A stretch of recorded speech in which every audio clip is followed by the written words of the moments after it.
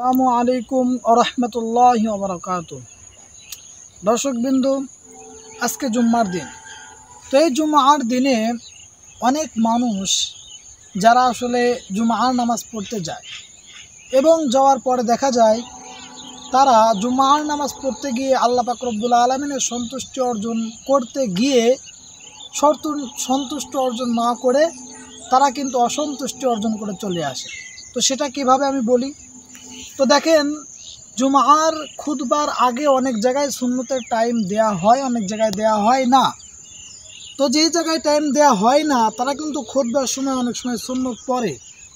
তো এই যে আপনি ওয়াজিব কাজ খুতবা শোনা, সেটা বাদ দিয়ে আপনি সুন্নত পড়লেন, সুন্নত কাজ করলেন, আসলে কিন্তু এটা করার কারণে আপনার গুনাহ হলো।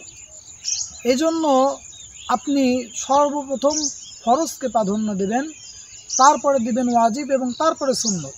তো সেটা আপনি ওয়াজিবকে তরক করে সুন্নত আদায় করলেন, তাহলে বিষয়টা কেমন হয়ে গেল না? এজন্য আশা করি বিষয়টা বুঝতে পেরেছেন। এই কাজটি কেউ করবেন না। খুতবার সময় কথা বলা হারাম, রাসূল সাল্লাল্লাহু আলাইহি ওয়াসাল্লাম বলেছেন। এই জন্য আমরা আসুন এটা মেনে চলার চেষ্টা করি এবং এরকম নতুন নতুন ভিডিও পেতে হলে আমাদের সাথেই থাকুন আর পাশে থাকা বেল আইকনটি বাজিয়ে দিতে ভুলবেন না। আসসালামু আলাইকুম ওয়া রাহমাতুল্লাহ।